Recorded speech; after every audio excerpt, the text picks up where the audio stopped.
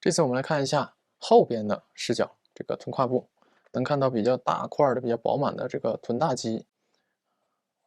我们先通过本子里的这个图描一遍、画一遍这个臀胯部的结构。这里呢是髂后上棘，中间这一块三角形是底三角，这里是髂棘。然后用这种小短线画出来的，就表示肌肉在这里有附着，就是肌肉是这样长过去的。然后抬起来的腿，大转子呢有往后移的这个特征。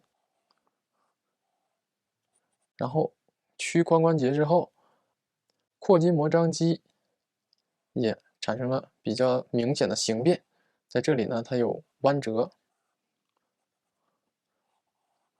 这是臀大肌。在这个动态下，臀大肌是被拉伸的、被拉长的。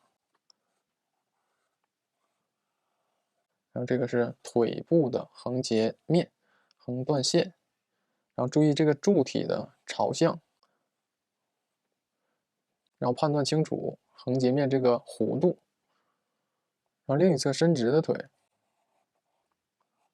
没有被拉伸的，那这一块肌肉呢，它就更饱满。拉伸之后呢，就会被拉平一些。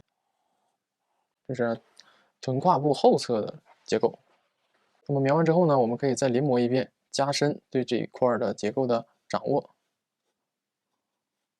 然后大概起一个形，起形的时候呢，同时注意好比例，两侧对称的点位可以一起去比较。然后可以把中线找一找。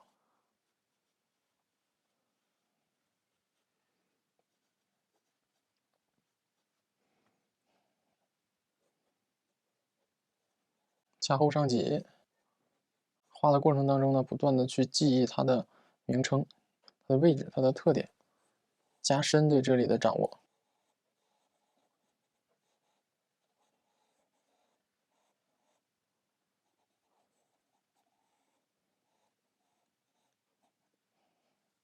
然后两侧的臀大肌它并不是紧挨在一起的，它中间它是有一块空的，并且呢，我们一般看到的臀胯部、臀部是这样的一个形状。